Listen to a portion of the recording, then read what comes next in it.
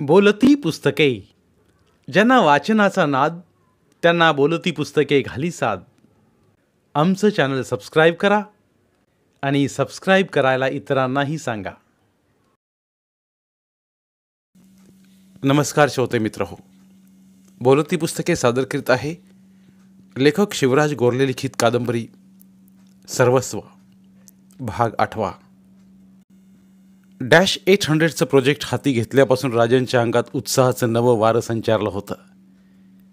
एखाद्या नव्या प्रॉडक्टसाठी नव्यानं मार्केट निर्माण करणं हे तर त्याचं खास लाडकं मिशन होतं. असं मिशन, त्याची पूर्ण जबाबदारी आता त्याच्यावरच असल्यानं तो विलक्षण उत्साहात होता. अर्थात केवळ उत्साहावर पेलता येणारं हे आव्हान नव्हतं याची त्याला पुरेपूर कल्पना होती. त्यासाठी मार्केट समजावून घेणं हे सर्वात महत्त्वाचं होतं. ब्रश ऐवजी मशीन वापरायचं म्हटल्यावर पेंटर मंडळींचा विरोध होणं अगदी स्वाभाविक होतं. त्यांच्या पोटावरच पाय आणला जातोय असं त्यांना वाटणार होतं. कॉन्ट्रॅक्टरचा फायदा होत असतानाच शक्य तितक्या पेंटर्सनाही प्रशिक्षण देऊन नव्या मोहिमेत सामावून घेणं गरजेचं होतं.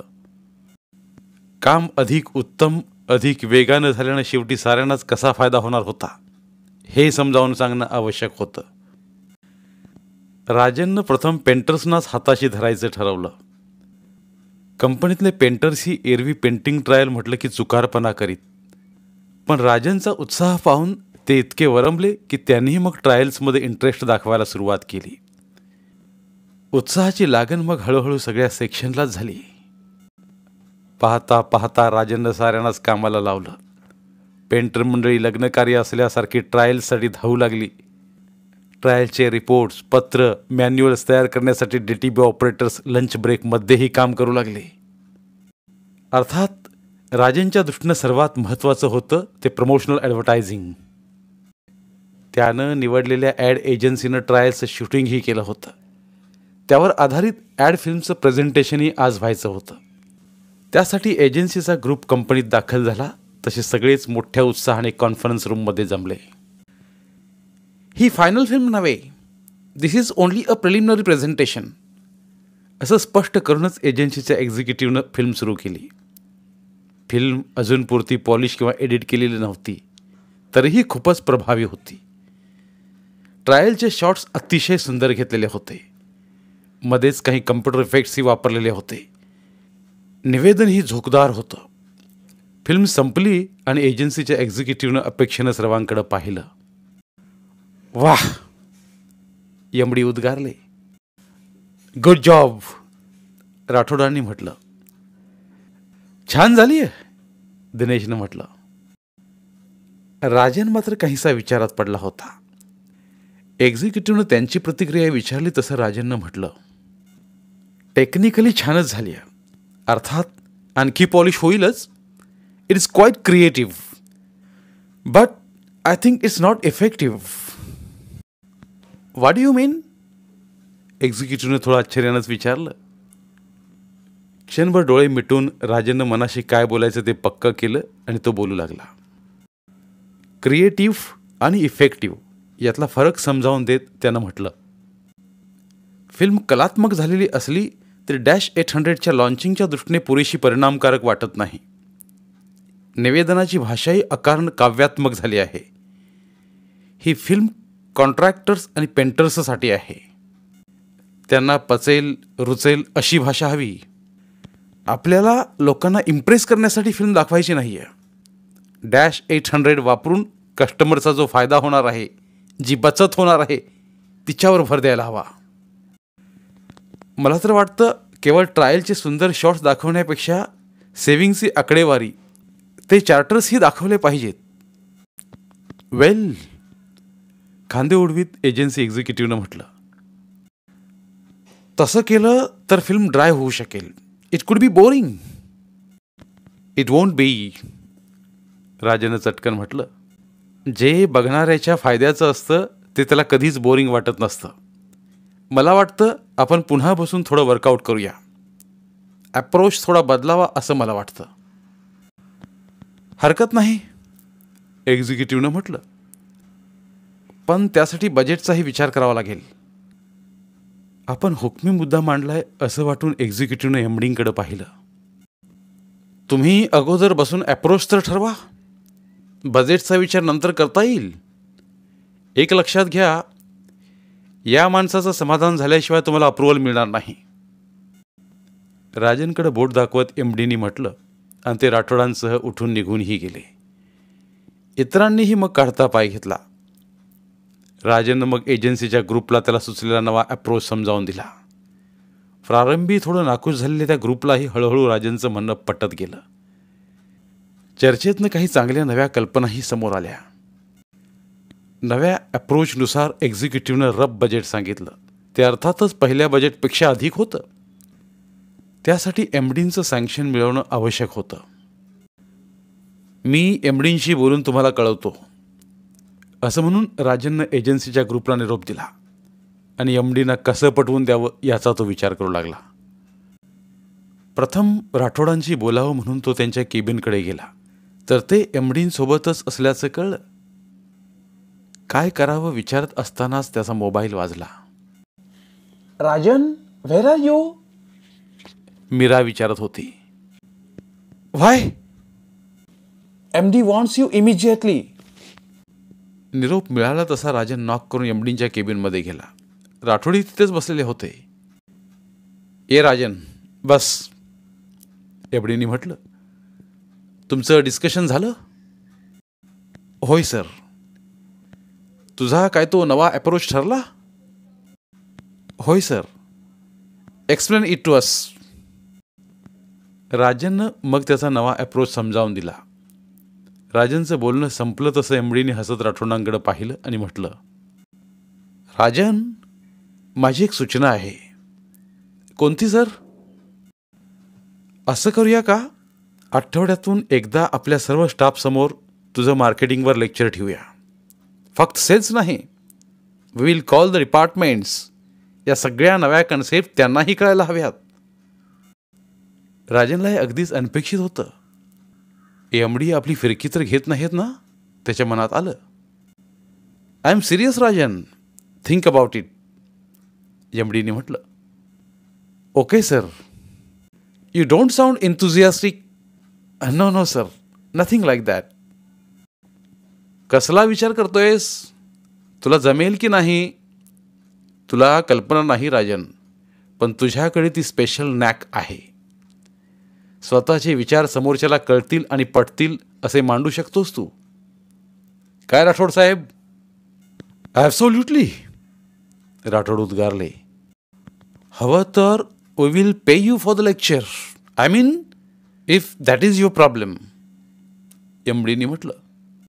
No sir, not at all. मी अगदी आनंदानं बोलेन मार्केटिंगवर. I will also talk on brand management. पण माझी इच्छा आहे फिनान्स, वर्क स्टडी यावरही लेक्चर्स ठेवावीत, म्हणजे आम्हालाही त्यातून काही शिकता येईल. That's a good idea. Let's first start with you. Right sir. बरं, आता मला हे सांग, या तुझ्या नव्या अप्रोचमुळे फिल्मचं बजेट किती वाढणार आहे? जवळजवळ दुप्पट होईल सर. बापरे, हे फारच होत आहे. But you think it is essential? Yes sir. Okay, go ahead, but get the final quotation from the agency and get my sanction. Okay? Thank you sir. राजनचा विश्वासच बसत नव्हता. सगळंच त्याच्या मनासारखं होत होतं. आता एकच महत्त्वाचा निर्णय राहिला होता, डीलरचा. -800साठी डीलरही तसा धडाडीचा असणं आवश्यक होतं. विनीतचं सेल्स नेटवर्क दुहेरी होतं. काही प्रॉडक्ट्सचं सेलिंग ब्रँच ऑफिसेसमधून केलं जाई. विनीतचे बहुतेक डीलर्स हे औद्योगिक गटातील होते. -800 हे कन्स्ट्रक्शन आणि जनरल पेंटिंगसाठी वापरलं जाणार असल्यानं तसा वेगळा सेटअप आणि अप्रोच असणारा डीलर नेमणं आवश्यक होतं. राजनचा डीलरशी काहीच संपर्क नव्हता. त्यामुळं हा निर्णय राठोडांवरच सोपवावा असं त्याला वाटलं. पण आपली जबाबदारी टाळणंही त्याला प्रशस्त वाटेना. कुणाशी चर्चा करण्याअगोदर त्यानं आजवरचे डीलर परफॉर्मन्स रिपोर्ट्स पाहिले आणि काही नावं प्रथम स्वतःच्या मनाशी पक्की केली. सुरुवातीला फक्त महाराष्ट्रात लॉन्चिंग व्हायचं होतं. त्या दृष्टीनं त्याला एकच नाव योग्य वाटलं, डीडी अँड कंपनी. आत्तापर्यंतच्या रिपोर्टनुसार कंपनीच्या अनेक नव्या उत्पादनांचा प्रारंभीचा उठाव करण्यात DD&T कंपनीचा चांगला सहभाग दिसत होता. राजननं प्रथम दिनेशचा सल्ला विचारला तसा दिनेशचा क्षणभर विश्वासच बसेना. अशा संधीची त्याला अपेक्षा नव्हती. प्रश्नच नाही राजन, तीच फक्त हे मार्केटिंग करू शकते, दिनेशनं म्हटलं. तीच म्हणजे डॉली रे. राजन दिनेशकडे बघतच राहिला. डॉली? DD&T कंपनी म्हणजे डॉली? हे नाव कितीतरी वेळा त्याच्या कानावर पडलेलं होतं. त्या नावासरशी बहुतेक जण एकमेकांकडे पाहून हसत, डोळे मिचकावीत हेही त्यानं पाहिलेलं होतं. क्वचित तिच्याबद्दलची कुजबूजही त्यानं ऐकली होती. डॉलीवर काही कमेंट्स करत किंवा तिचा एखादा किस्सा सुनावत लोक एकमेकांना टाळ्या देत असत. तिचा फोन असला की हाय डॉली करत कंपनीचा स्टाफ लगळपणे तिच्याशी बोलताना, तिच्या बोलण्यावर हसताना, खिदळताना त्यांना ऐकलेलं होतं. कोण ही डॉली असं क्वचित त्याच्या मनातही आलं होतं, पण तसं त्यानं कुणालाही विचारलं नव्हतं. कंपनीशी संबंधित एखाद्या एरियातील रिप्रेझेंटेटिव्ह असावी आणि थोडी बहुत बेफाम असावी असं त्याचं मत झालं होतं. आणि आता दिनेश म्हणत होता डॉली म्हणजे DD&T कंपनी.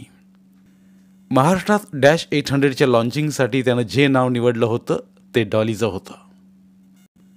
कसं शक्य आहे दिनेश? राजननं म्हटलं. पत्रव्यवहारात S ठाकूर हे नाव दिसतंय.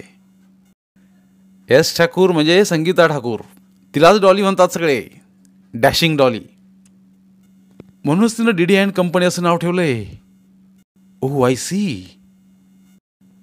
राजन काहीसा विचारात पडलेला पाहून मनोमन खुश होत दिनेशनं म्हटलं. सेलच्या बाबतीत प्रश्नच नाही राजन, पण काय?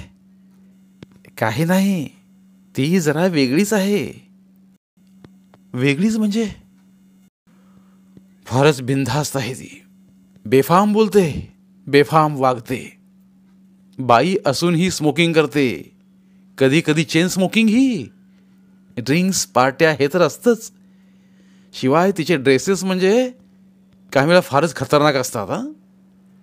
त्यामुळेच ती आली की सगळे तिच्याभोवती घुटमळत असतात, पण तिला काही फिकीर नसते त्याची. कधी कधी तर.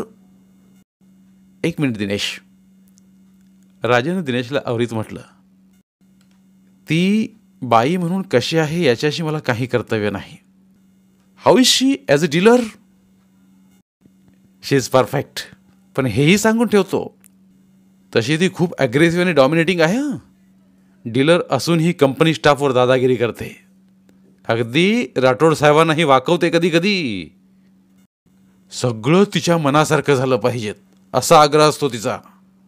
I C. मी हे सगळं मुद्दाम तुला सांगतोय. तिला सुरुवातीपासूनच नीट टॅकल करावं लागेल. तू सुद्धा तसा ॲग्रेसिव्ह आहेस. आय मीन, काही बाबतीत तूही ठाम असतोस. त्यामुळे तुझं आणि तिचं जमेल की नाही सांगता येत नाही. तुमचे क्लॅशेस होऊ शकतात. म्हणतात ना, एका मेहनात 2 तलवारी राहू शकत नाहीत. But as a dealer she is perfect. Absolutely. Okay, thanks Dinesh. Rajan काहीसा विचारात पडला. एका लेडी डीलरला नेमण्यात त्याला काही प्रॉब्लेम नव्हता, पण डॉली हे जरा वेगळंच प्रकरण दिसत होतं. दिनेशनं तर तिचं बिडी आणि बेवडाबाज बाई असंच वर्णन केलेलं होतं. तिच्या सिगारेटी फुंकण्याची किंवा ड्रिंक्स घेण्याची राजनला काळजी वाटत नव्हती, पण ती भलतीच फॉरवर्ड असली तर आपल्या बाबतीत तिची निराशाच होईल हेही तो ओळखून होता. थोडी रुखरुख मनात होती तरीही ती डीलर म्हणून योग्य असेल तर तिच्यावर अन्याय करावा असं त्याला वाटत नव्हतं. शेवटी त्यानं राठोड साहेबांकडे धाव घेतली. सर, -800च्या बाबतीत आता एकच निर्णय राहिला आहे आणि तो फारच महत्त्वाचा आहे. कोणता? डीलरचा. ऑफकोर्स. तो आपल्या एक्झिस्टिंग डीलर्सपैकीच असावा असं मला वाटतं. प्रश्नच नाही. तू कुणाचा विचार केला आहेस? Sir, how about DD&T company? Rathod हसले. Who else but her? त्यांनी म्हटलं. म्हणजे तीच योग्य आहे ना? फक्त ती आणि तीच राजन. राठोडांनी निसंदिग्धपणे म्हटलं. डॉली खेरीज डॅशसाठी दुसरा कुणीही डीलर लायकीचा नाही. Only she can guarantee the success of your campaign. आता मात्र डॉलीज डीलर असली पाहिजे याबद्दल राजनच्या मनात कसलाही संदेह उरला नाही. I would like to meet her, राजननं म्हटलं. शुअर, मी उद्याच तिला बोलवून घेतो. Believe me, she will come charging and I am sure you will enjoy meeting her. She is just terrific. Okay sir, thank you. राठोडांचा निरोप घेऊन राजन उठला. तो केबिनच्या दाराशी पोचला तेवढ्यात राठोडांनी म्हटलं. अँड राजन. येस सर, थपकून राजननं प्रश्न केला. I think you two will make a great pair. त्यावर फक्त हसून राजन बाहेर आला. I am not interested in a great pair. I just wish to have a great dealer, त्यानं स्वतःशीच म्हटलं आणि उद्याचं उद्या पाहू म्हणत डॉलीचा विषय डोक्यातून काढूनही टाकला. बाहेर एकाएकी ढगांचा गडगडाट झाला तसा राजन दचकून जागा झाला. पुण्यातल्या पावसानं हल्ली धरबंध सोडला होता. उन्हाळ्यात ऊन, हिवाळ्यात थंडी, पावसाळ्यात पाऊस अशा ऋतुचक्रांच्या सगळ्या नियमावर बोळा फिरून परवाच अक्षरशः वेड्यासारखा पाऊस कोसळत होता. ढगफुटी झाली की नाही यावर आता चर्चा रंगल्या होत्या. राजननं बाहेर पाहिलं. चांगलंच अंधारून आलं होतं. आज कधी नव्हे तो घरी लवकर परतला होता आणि लक्ष्मीबाईंच्या त्या पथ्यावरच पडलं होतं.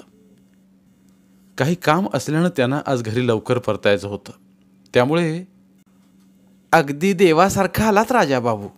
मी पळते घरला. स्वयंपाक समजा रेडी आहे. पोळ्या तेवढ्या करायच्या आहेत. त्या काय ताई करून देतील.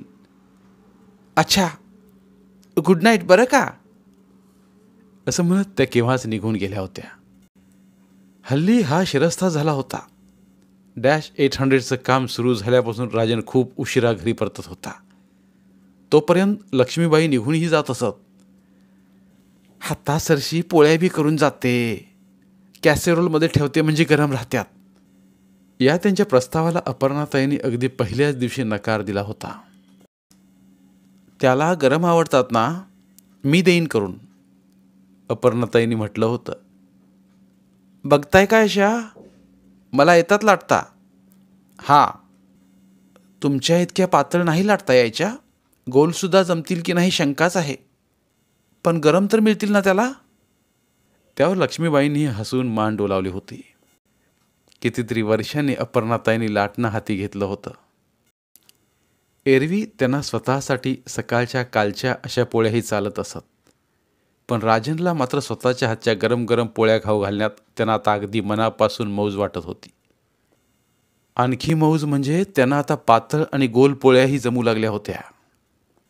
पहिल्या दिवशी मात्र राजननं सरळ नाराजीच दर्शवली होती. नाही मॅडम, तुम्ही लक्ष्मीबाईंना सांगत जा करून ठेवायला. अरे पण का?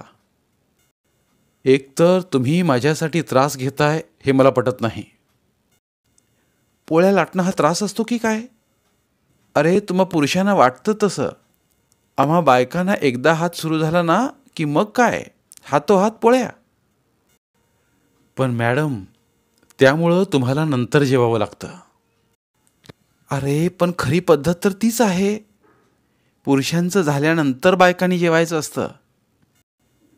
यावर तर राजन अगदी रुसून फुरगटून वगैरे बसला होता.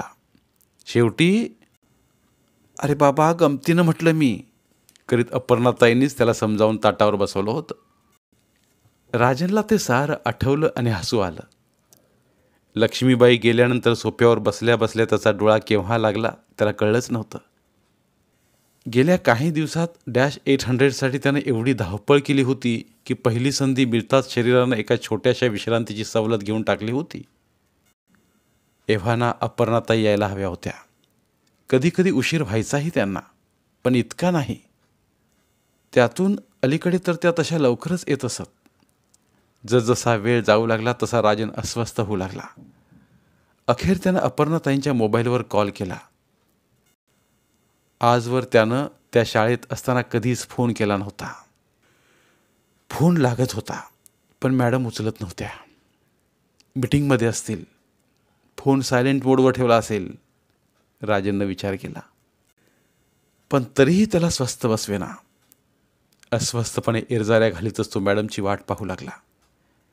अचानक फोन वाजल्यासारखा वाटला तसा तो चटकन फोनकडे धावला. पण छोटी रिंग होऊन फोन बंदच झाला होता. जणू फक्त त्याची गंमत करण्यासाठीच तो वाजला होता. उचलून कानाला लावलेला रिसिव्हर राजननं जरा गुस्सातच आदळला. काही वेळानं त्यानं पुन्हा मोबाईल ट्राय केला पण मॅडम फोन घेतच नव्हत्या. निदान शाळेत तरी फोन करावा त्याच्या मनात आलं. शाळेचा नंबर त्याला माहिती नव्हताच पण शोधाशोध करून त्यानं तो मिळवला आणि फिरवलाही. बेल वाजत होती पण कुणी उचलत नव्हतं. याचा अर्थ शाळा केव्हा सुटली असणार. मग मॅडम आल्या कशा नाहीत. उशीर झाला की ते रिक्षानंच येत असत पण अजून तरी पत्ता नव्हताच. बंगल्याच्या फाटकाशी येत राजन रस्त्याकडे बघत उभा राहिला. रिक्षाचा कानोसा घेत राहिला पण रस्ता चिडीचिप होता. आता मात्र राजन गंभीर झाला. काहीतरी केलं पाहिजे त्याला जाणवलं, पण काय करावं. लक्ष्मीबाईच्या घरी फोन नव्हता. त्या जवळच कुठेतरी राहतात हे माहीत होतं, तरी राजनला त्यांचं घर माहीत नव्हतं. काय करावं. सरळ रिक्षा करावी आणि शाळेत जावं त्याच्या मनात आलं. पण शाळेचा पत्ता तरी त्याला कुठे ठाऊक होता. राजन स्वतःशी चरपडत घरात दारात वेड्यासारखा फिरत राहिला. एवढं तंत्रज्ञान पुढे गेलंय म्हणतात, पण अशावेळी आपल्याला काही करता येऊ नये. एखादा माणूस मोबाईल उचलत नसेल तर निदान तो कुठे आहे हे कळायची सोय का करू नये या मोबाईल कंपन्यांनी. उगाच कॉलर ट्यूनच्या आणि आज का सवालच्या आयडिया काढत असतात. इंटरनेटचंही केवढं प्रस्त माजलंय. जगभराचा सगळा डेटा, सगळी माहिती मिनिटात मिळवता येते म्हणे. काय उपयोग. मॅडम कुठे आहेत, अजून का आल्या नाहीत याची माहिती कुठे मिळते. आणखी काही वेळ गेला तसा मात्र राजन उठलाच. शाळा प्रसिद्ध होती, पत्ता शोधता येईल या विचारानं त्याला शूज चढवले. घराचं कुलूप लावायला हवं होतं. कुलूप दारालाच होतं पण किल्ली कुठे असते त्याला माहीत नव्हतं. आता मात्र त्याला स्वतःचाच राग आला. इतके दिवस राहतोय आपण या घरात, पण साध्या साध्या गोष्टी माहिती नाहीत आपल्याला. दारामागे शेल्फवर टेबलच्या ड्रॉवरमध्ये तो उतावीळपणे किल्ली शोधू लागला. ती सापडेना तशी त्याची चिडचिड होऊ लागली. अखेरीस तो इतका वैतागला की त्यानं ओ शिट करीत स्वतःचा पाय जोरानं फरशीवर आपटला. राजन. अपर्णाताईंचा आवाज कानी आला तसा राजन सरकन वळला. अपर्णाताई दारात उभ्या राहून त्याच्याकडे आश्चर्यानं बघत होत्या. आपण मॅडमनं आलेल्या पाहतो आहोत यावर राजनचा क्षणभर विश्वासच बसेना. बसला तसा मात्र अंगभर उसळलेला राग, वैताग, मनातली अस्वस्थता सारं क्षणार्धात विरून गेलं आणि मग सुटकेचा निश्वास सोडत राजननं स्वतःला सोप्यावर झोकूनच दिलं. काय झालं राजन. त्याच्या जवळ येत अपर्णाताईंनी काळजीच्या स्वरात म्हटलं. राजननं फक्त डोळे मिटत नकारार्थी मान हलवली. अरे सांग ना काय झालं. असं म्हणत राजनच्या केसावरून हात फिरवता फिरवता अपर्णाताई थबकल्याच. राजन काही त्यांच्या शाळेतला विद्यार्थी नव्हता. चटकन हात मागे घेत त्याने राजनच्या खांद्याला हलके स्पर्श करीत म्हटलं, असं काय करीत होतास तू. राजननं काही क्षण अपर्णाताईंचा चेहरा जणू नजरेत साठवला आणि म्हटलं, oh ma'am, I was so worried. मग राजननं घडलेलं सारं सांगून टाकलं. अरे बापरे, असं झालं होय. म्हणत अपर्णाताईंनी चटकन पर्समधून मोबाईल काढला. तो सायलेंट मोडवरच होता. राजनची मिस कॉलही दिसत होते. अरे मीटिंगच्या वेळी मी सायलेंट मोडवर ठेवला होता, तो तसाच राहून गेला. माझं हे नेहमीच होतं बघ. खरंच मी ना मोबाईल वापरण्याच्या लायकीची नाहीच. अपर्णाताई बोलत राहिल्या आणि राजनला एकाएकी हसू आलं. इतकं की ते त्याला आवरेच ना. तो काही क्षण वेड्यासारखा हसत राहिला. आणि अपर्णाताई त्याच्याकडे वेड्यासारख्या बघत राहिल्या. ओ गॉड. कसं बसं हसणं आवरीत राजन उद्गारला. एवढं हसायला काय झालं? अपर्णाताईंनी विचारलं. काय झालंय काय? अहो, मी मगाशी कुठे निघालो होतो माहिती आहे का? तुम्ही कुठे हरवलाय ते शोधायला. हरवायला काय मी कुकुलं बाळ आहे का? वेडा कुठला? मग मात्र खूपसं गंभीर होत अतिशय हळुवार मनस्वी स्वरात राजननं म्हटलं. मॅडम, खरं सांगू? बोल ना. आज आयुष्यात मी पहिल्यांदाच अनुभवलं हे. काय? कुणासाठी अशी वाट पाहणं, कुणी आलं नाही म्हणून काळजी करणं, अस्वस्थ होणं. आज आज मला कळलं किती त्रास होतो ते, किती कठीण असतं. बोलता बोलता राजनचा गळा भरून आला आणि त्याचे डोळेही पाणावले. आता मात्र अपर्णाताईंना राहवलं नाही. हलकेच त्याच्या केसावरून हात फिरवीत म्हटलं. इट्स ओके राजन, आता आले ना मी. राजननं डोळे मिटत अपर्णाताईंच्या खांद्यावर मान टेकली. अपर्णाताई त्याच्या केसावर हलकेच थोपटत राहिल्या.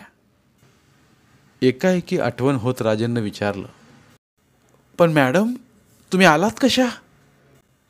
अरे, रिक्षानंच आले होते, पण चौकातच रिक्षा बंद पडली, तिथून चालत आले. त्यामुळं आणखी उशीर झाला.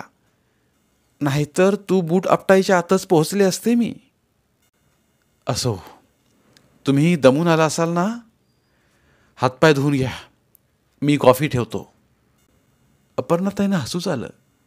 घर आपलं की राजनचं? त्यांना गमतीनं प्रश्नच पडला. आज राजाबाबूंचं प्रेम अगदी उच्चंबळून आलं होतं.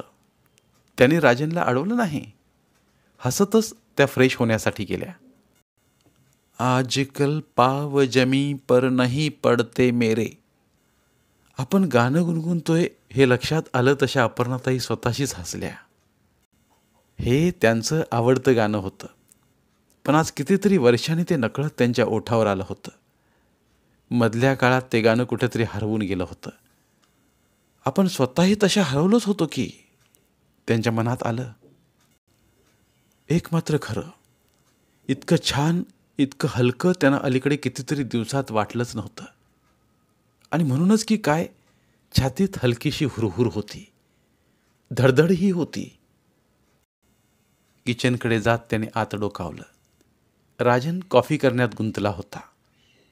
पाठमोऱ्या राजनकडे त्या पाहतच राहिल्या. घर कुणाचं आणि घरात वावर कुणाचा पहा. ह्या आगंतुकानं कसा कब्जाच घेऊन टाकलाय. अपर्णाताईंना अचानक विद्याधरची आठवण झाली. हा आगंतुक त्यावेळी भेटला असता तर. अनपेक्षितपणे मनात आलेल्या त्या विचारानं त्या काहीशा शहारल्याच. उरातली धडधड ही वाढल्यासारखी झाली. चाहूल लागल्यानं राजननं मागं वळून पाहिलं. मॅडमना तशा उभ्या पाहून राजनही बघतच राहिला. क्षण दोन क्षण शांततेत गेले. आपल्या हातात आता काहीच राहिलेलं नाही.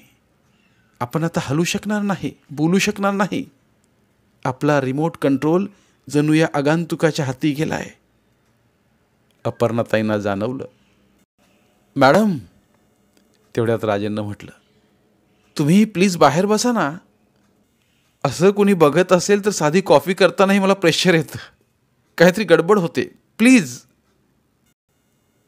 आज्ञा मिळाल्यासारख्या अपर्णाताई बाहेर जाऊन सोप्यावर बसल्या.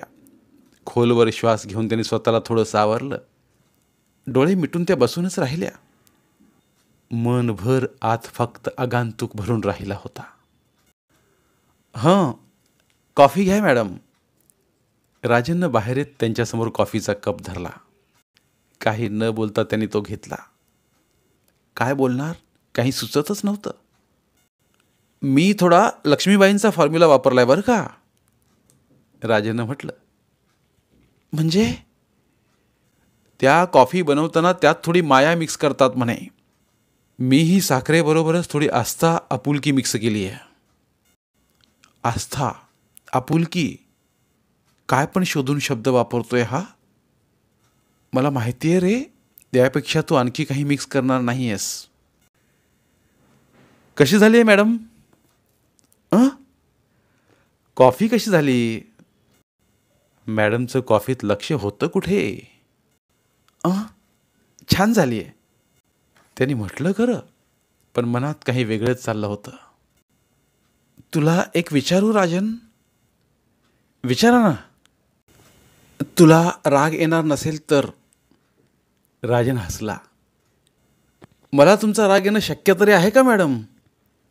त्यानं म्हटलं, तू कॉफी करताना आस्था आपुलकी मिक्स करतोयस, मग बोलताना मॅडम का म्हणतोयस? Isn't it sound formal? It does. राजानं कबुली दिली.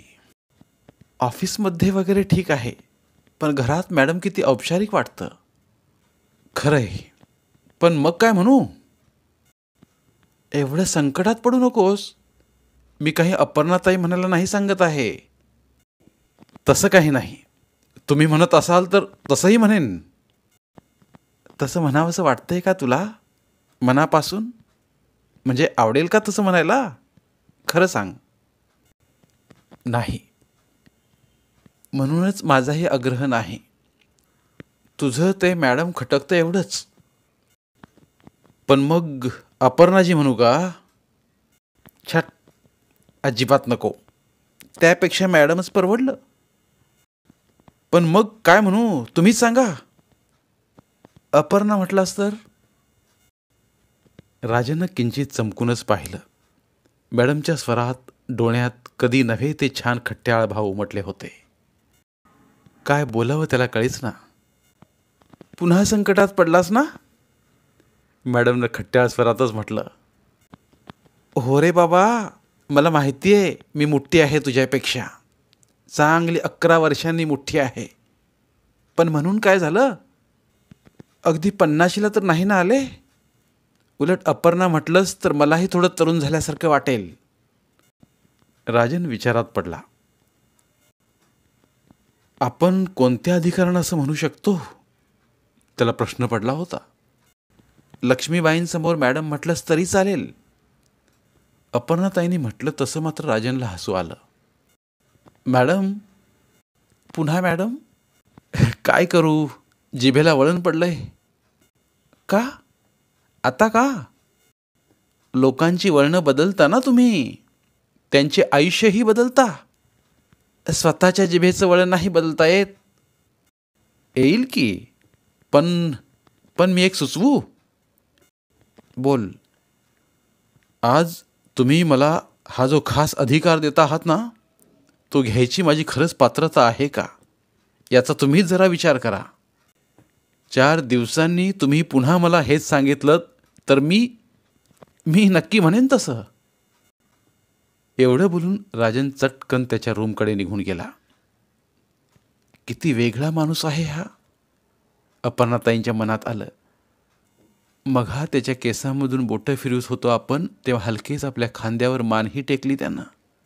पण 2 क्षण नंतर किती झटकन विषय बदलला त्यानं. किचनमध्ये आपण काहीशा संभ्रमित भाऊक अवस्थेत उभे होतो, तर त्यानं आपल्याला बाहेर जायला सुचवलं. त्याच्या जागी दुसरा कोणी तरुण असता तर वेगळं वागला असता कदाचित काय, नक्कीच. आताही जाता जाता त्यानं जे सुचवलं होतं ते अपर्णाताईंच्या ध्यानात आलं होतं. त्यानं सुचवलं होतं, मॅडम, मला असा खास अधिकार देण्यापूर्वी प्रथम स्वतःच्या भावनांचा नीट अंदाज तर घ्या. आणि आता तो घ्यावाच लागणार होता. तो म्हणतो म्हणून नाही, पण स्वतःचं स्वतःला तरी कळावं म्हणून. खरंच काय वाटतंय त्याच्याबद्दल आपल्याला? अपर्णाताईने हलकेच डोळे मिटून घेतले. राजन समोर नसला तरी तो आता त्यांना मिटल्या डोळ्यांना दिसतच होता. राजन आल्यापासून या उदास एकाकी घराला घरपण आलं होतं.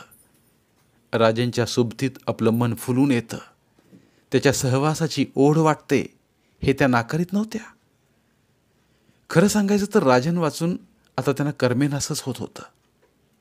त्याच्या ओढीनं अलीकडे त्या शाळेतून नेहमीच लवकर येत होत्या. शिवाय स्वतःचं वागणं आठवलं त्यांना आणि अपर्णाताईंना हसूच आलं. आताशा तर त्या फारच मजेशीर वागत होत्या. राजन ऑफिसमधून परत येईल तेव्हा आपण घरी असलं पाहिजे अशी त्यांची धडपड सुरू झाली होती. एखाद्या दिवशी त्यांच्या अगोदर तो आलेला असला तर ते हळहळत. त्यातून त्यानं लक्ष्मीबाईंकडून रेडीमेड कॉफी घेतलेली असली तर त्यांना गुस्साच येत असे. मग मला नकोय कॉफी म्हणून त्या कॉफी घ्यायचं नाकारीत ही. लक्ष्मीबाईंचा हल्ली त्यांना जरा रागच येत असे. सारखं काय राजाबाबू करीत त्याच्या पुढे पुढे करायचं. सकाळी उठल्यानंतर राजाबाबूला चहा लागतो म्हणून हे आपल्या तो उठायच्या आत हजर. जसा काही मला चहा करताच येत नाही. आंघोळीचं पाणी याच काढणार, टॉवेल याच ठेवणार. त्यानं काही मागितलं की आल्याच किचनमधून तुरुतुरू धावत. जशी काही मी नाहीच आहे घरात. बरं जरा बोलावं म्हटलं राजनशी तर अगं बया असं वय करीत यामध्ये तोंड घालणारच. आणि तो तरी काय, काही हवं असलं तर लक्ष्मीबाई म्हणून पहिली हाक घालणार. मला जसं काही नावच नाही आहे. अपर्णाताई खुदकन हसल्या. लक्ष्मीबाईंना लवकर पिटाळून देऊन आताशा आपणच त्याला गरम गरम पोळ्या करून वाढतो त्याचं काय. लक्ष्मीबाईंसारखा सुंदर चमचमीत स्वयंपाक आपल्याला जमत नाही याची आपल्याला अलीकडे खंत का वाटू लागली आहे. लळाच लावलाय आपल्याला गुलामानं. होय लळाच की. लहान तर आहे आपल्यापेक्षा.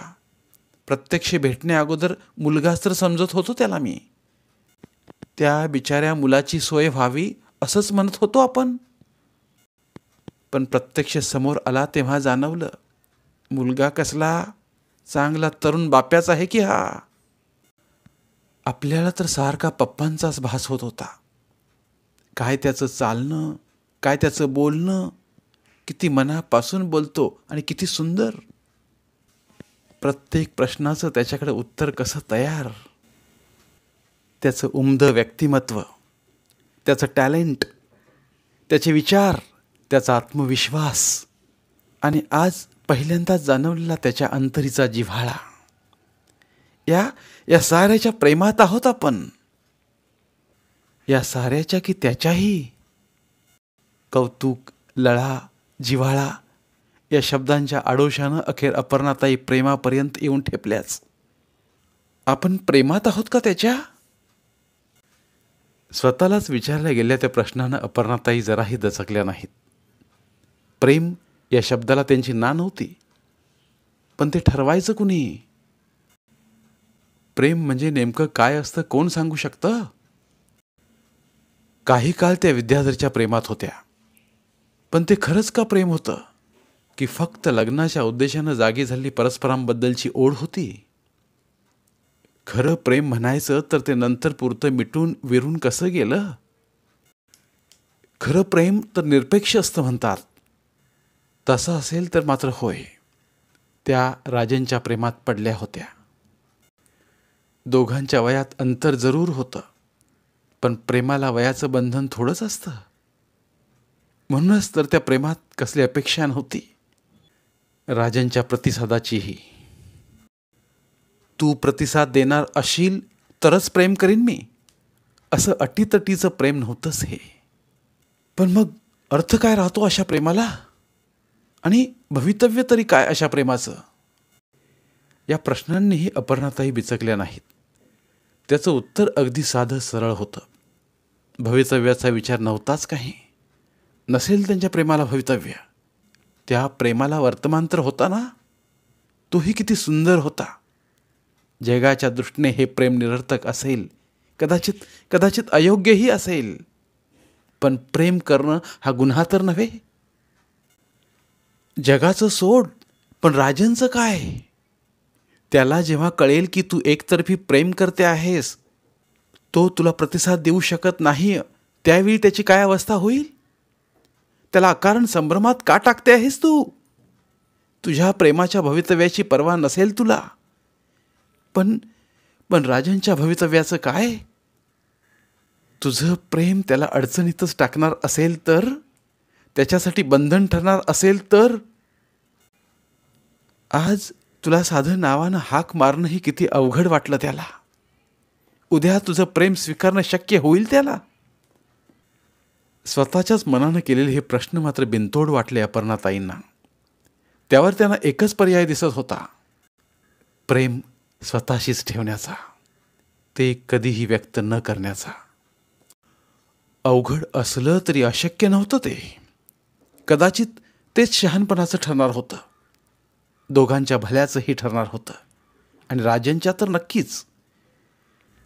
काही झालं तरी राजनला अडचणीत टाकणं, त्याला कसलं पुसटसंही दडपण देणं अपर्णाताईंना मान्य नव्हतं. नाही राजन, त्यांनी स्वतःशीच म्हटलं, कितीही प्रेमात पडले तरी माझं प्रेम मी कधीही व्यक्त करणार नाही, कधीच नाही. पण यापुढे स्वतःशी प्रतारणा करणार नाही मी. तुझ्यावरचं प्रेम मी स्वतःशी तरी नाकारणार नाही. ते स्वतःशीच ठेवेन, एवढंच. आणि मला तुझ्या प्रतिसादाची अपेक्षा नाही, त्याची गरजही नाही. तूच शिकवलेस ना मला हे, तुझ्याच भाषेत सांगते. प्रेम तुझ्यावरचं असलं तरी ते मी तुझ्यासाठी नाही करीत आहे, मला करावंसं वाटतं, केल्याशिवाय मी आता राहू शकणार नाही, म्हणून करते. माझ्या आनंदासाठी करते. तूच विचारलं होतंस ना, तुम्ही आनंदात असता का? तेव्हा नव्हतं उत्तर दिलं मी, पण आता देते. होय राजन, आज मी आनंदात आहे, कारण आज मी तुझ्या प्रेमात आहे. धन्यवाद. उर्वरित कादंबरी पुढील भागात. मराठीतील प्रतिभावंत लेखकांचं साहित्य, कथा, कादंबऱ्या ऐकण्यासाठी आमचं बोलती पुस्तके हे चॅनल सबस्क्राईब करा. आणि मराठी साहित्याचा प्रसार करण्यासाठी प्रत्येक मराठी माणसाला सबस्क्राईब करण्यासाठी आवाहन करा. आणि बोलती पुस्तके या साहित्य चळवळीत सहभागी व्हा. आपले पुन्हा एकदा धन्यवाद.